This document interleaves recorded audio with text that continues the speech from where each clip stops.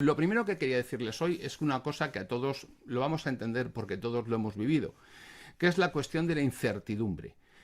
Cuando no sabemos qué va a ocurrir, cuando tememos o deseamos algo, en las cuestiones más diversas, en el trabajo, en el dinero, en la salud, en el amor, en la familia, en cualquier cosa, nos genera la ignorancia nos genera incertidumbre, la incertidumbre nos genera ansiedad y la ansiedad que nos genera esa ansia de saber y de conocer es lo que ha llevado a todos los niveles, a las sociedades, a los estados, a las empresas, a todo el mundo, a querer predecir qué es lo que va a ocurrir en un futuro a fin de prepararse para ello.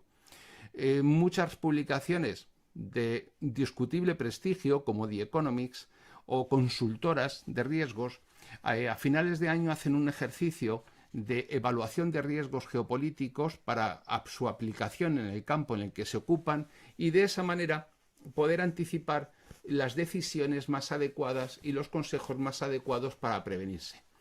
Eso es lo que ha hecho, por ejemplo, este año la Unidad de Inteligencia Económica de la revista The Economist y la consultora especializada Control Risk, que editan cada año un monográfico dedicado a hacer una prospectiva del año siguiente. Este año 2023, como yo sé que hay muchas personas que tienen una forma de pensar determinada en un sentido o en otro, pues me gustaría que no se lo tomasen en un sentido político, sino en un sentido más académico. Este año 2023 ha fallecido una persona que desde el punto de vista tanto político como académico ha sido importante, que ha sido Henry Kissinger. Y es importante por una cuestión curiosa. Él fue el secretario del Departamento de Estado de Estados Unidos en una época en la que se ganó un lugar de privilegio en la construcción de un orden internacional inmediatamente posterior al abandono del patrón dólar y al abandono de los acuerdos de Bretton Woods por parte de Estados Unidos en el año 71 y en la creación del petrodólar en el 73 y el establecimiento de las relaciones con China. Bien, pues curiosamente ese edificio político de relaciones internacionales que Kissinger construyó a partir del año 71-73, de principios de los 70, coincide con que al momento de su fallecimiento, con una lucidez académica e intelectual muy importante, pues coincide el fallecimiento con el comienzo de la caída, del resquebrajamiento de ese orden internacional. Y lo cierto es que para buscar una situación equivalente a la actual tendríamos que retroceder a los tiempos de la Guerra de Corea, al año 1950, porque nunca desde aquel momento ha habido una polarización de la política tan extrema como la que hay ahora mismo en las décadas pasadas. Necesitamos retroceder 7 décadas para encontrarlo ante un panorama que es idéntico al de aquel momento, que es un montón de conflictos regionales que en aquel momento, como consecuencia de la descolonización, y en el actual momento como consecuencia del auge de esos mismos países que reclaman un espacio al sol en la escena internacional. Pensemos que en un año, más de la mitad de este año 2024, más de la mitad de la población del mundo tiene elecciones para elegir al presidente o a su gobierno en todos los continentes, con unas consecuencias absolutamente imprevisibles. Vamos a entrar primero en el primer punto, que es el que vamos a dedicar a un tema que a mucha gente le parece a lo mejor menos importante o que se aburre más, pero que no deja de ser esencial, que es la cuestión económica. Bien, para que nos hagamos una idea de cuál es la situación, el Producto Interior Bruto occidental ha caído por debajo del 50% del PIB mundial por primera vez desde el siglo XIX. Ese es un hecho que ha pasado prácticamente desapercibido, pero que tiene una importancia capital. En un escenario, sobre todo, cuidado, en el que se está produciendo un crecimiento global estable. Cierto que se ha ralentizado como consecuencia de distintos factores, pero lo que es cierto es que Europa y Occidente no representan ya el 50% del PIB mundial.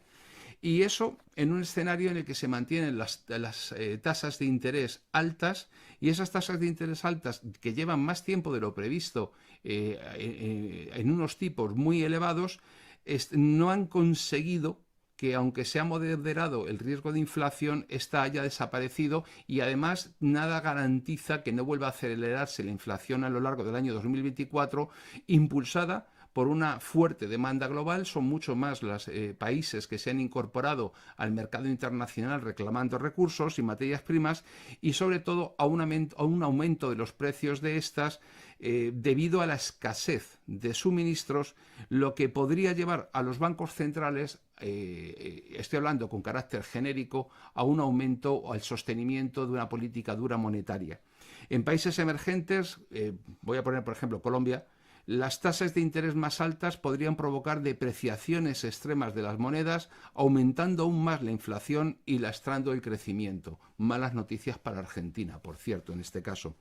Las principales economías del mundo están incentivando a sus propias empresas para que inviertan en lo que llaman la transformación energética, la transformación ecológica, la descarbonización que llaman, con el fin de acelerar la transición energética hacia economías en las que no exista una altísima dependencia de los hidrocarburos. Bien, pero ¿qué es lo que ocurre? Que para llevar este proceso adelante se requieren unos materiales, como son las tierras raras, y se requieren unos insumos que, sorprendentemente, donde están situados es en Asia, y quien los vende, China. Con lo cual, China, como las economías occidentales se están planteando el poner aranceles a los productos chinos con la intención de equilibrar las balanzas de pagos, que ese es el viaje que ha hecho Ursula von der Leyen, Borrell y demás a China, pues China también se está planteando la represalia, aumentando los costes de esas materias primas que Occidente necesita para la transición energética. Claro, esto tendría como consecuencia no querida, pero inevitable, que los países emergentes se encontrasen en medio de un bocadillo en el que se los van a comer entre unos y otros, porque eso llevaría a unos aumentos de los precios y a unas dificultades para lo que es su propia transición energética. A Hispanoamérica, por ejemplo, esto le sentaría como un tiro, y a África 3/4 de lo mismo. Bien, pues los altos precios globales de las materias primas y las continuas interrupciones en las cadenas de suministro, junto con el aumento de los precios de los alimentos y la debilidad de las monedas frente al dólar, pues van a hacer que aumente inevitablemente la pobreza. Y eso seguirá a lo que seguirá un descontento social lógico, que lo estamos viendo en países muy diversos, y esa protesta irá en aumento. ¿Por qué? Pues porque los salarios no han aumentado en paralelo a la inflación. Los precios han aumentado en todos los países mucho más que los salarios, con la consiguiente pérdida de capacidad adquisitiva que muy frecuentemente conduce a grandes masas de la población. En los países que tenía clase media, en los que tiene clase baja, pues ya ni hablamos, porque lo manda la depauperización, pues a unas situaciones de pobreza y de privación de productos básicos que hasta ahora no habían conocido, por ejemplo, en Europa o en Estados Unidos. Ejemplo de estas movilizaciones, pues los servicios clave en el Reino Unido, como son los servicios médicos, los puertos, los ferrocarriles, o incluso la industria de la automoción en Estados Unidos. Lo cierto es que el escenario económico para el año 2024, pues para los billonarios y milmillonarios puede que sea muy prometedor, pero para las clases más modestas promete ser muy lamentable y muy doloroso. Ahora yo creo que con voy a hacer una última mención a las consecuencias del clima en la economía, y con esto pues nos ponemos en marcha a comentarlo y hacer esas preguntas que ustedes me querrán hacer. Bien, los eventos climáticos extremos hasta ahora han sido esporádicos. Aquí entramos en un tema muy delicado, porque hay opiniones controvertidas, como es el llamado cambio climático, pero lo cierto es que el clima ha estado siempre en permanente cambio, en permanente evolución. No siempre ha habido el mismo clima. Recordemos la edad de hielo, la pequeña edad de hielo del siglo XVII, o recordemos los tiempos prehistóricos en los que teníamos Europa cubierta de hielo, y es una evidencia que el clima ha cambiado. Lo que se incorpora en esta nueva época es la posibilidad de que el clima esté cambiando como consecuencia de la interacción con el medio del ser humano y los intereses y aplicaciones que puedan tener de cara a los poderes y a las transnacionales esa situación y cómo se pueda utilizar desde el punto de vista político. Pero que el clima cambia, eso es una evidencia científica. ¿En qué medida lo hace o influye el ser humano? Eso ya se está discutiendo. Pero la cuestión central es que el planteamiento de respuesta que tienen las sociedades avanzadas frente a esos efectos climáticos, esos fenómenos climáticos, ha sido como respuesta y como objetivo la descarbonización de la economía. Y esto está teniendo como efecto la interrupción de la cadena de suministro y la migración incontrolada hasta la propagación de enfermedades y, por supuesto, las consecuencias de orden geopolítico como consecuencia de las sequías severas o de las olas de calor combinadas, ¿no? ¿En qué resulta esto? Pues que esto se añade como un estrés operativo más a la economía y a las industrias dependientes de las materias primas, lo cual va a dar lugar necesariamente a la escasez y a que las cadenas de suministro globales se vean afectadas por ello y una vez más añadirá presiones inflacionarias al alza con las consecuencias de las políticas monetarias de los bancos centrales, obvio, convirtiéndose así los fenómenos climáticos en un multiplicador de las amenazas globales, aumentando la presión económica y los efectos disruptivos de la economía, de la política y de la sociedad, aumentando también, lógicamente, los conflictos entre estados por los recursos, que cada vez son más escasos, y pensemos en el agua, y son escasos muchas veces unas veces por acaparamiento de unas sociedades frente a otras, de unos países frente a otros, y otros sencillamente como una mera consecuencia del fenómeno climático del que se trate. Imaginemos la sequía, ¿no? Y sobre todo esto hace que se produzca una realineación de los países y en lugares como la Unión Europea un aumento de las regulaciones y de los impactos que estas tienen sobre las economías y un efecto ya colateral sobre los países menos desarrollados que evidentemente siguen siendo devastadores. Entonces, con esto doy por cerrado el tema del bloque económico para 2024 y seguro que alguien querrá preguntarme alguna cosa y es el momento.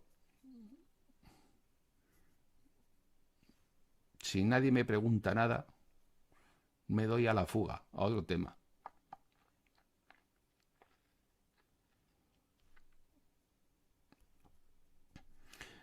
Estamos viendo una desglobalización una desdolarización bastante acelerada, probablemente debido a la guerra de Ucrania. Dada esta amenaza que sienten los Estados Unidos, vamos caminos hacia una desglobalización.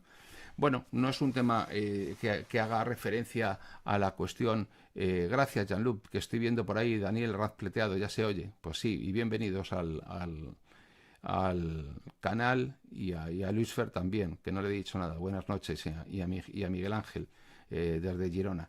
Bien, pues en este momento la cuestión económica es lo que quiero centrarme. Luego va a haber un momento para preguntar, Frank Lafuente, el tema de la desglobalización en cuestiones de orden más de política internacional.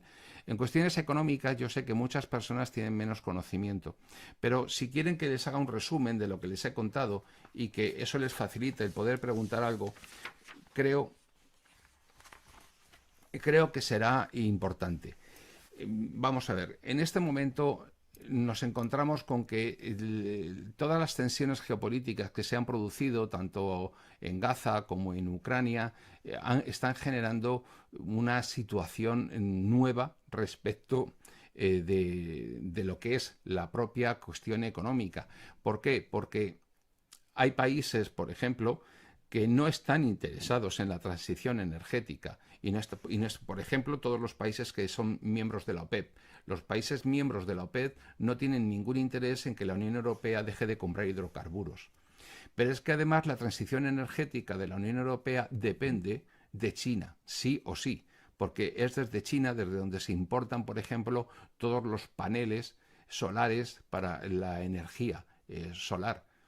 ese proyecto que se tiene a nivel de la Unión Europea de convertir España en un parque energético a base de paneles solares, para lo que se pretende la sustitución de los cultivos por parques solares, pues tiene una importancia estratégica fundamental.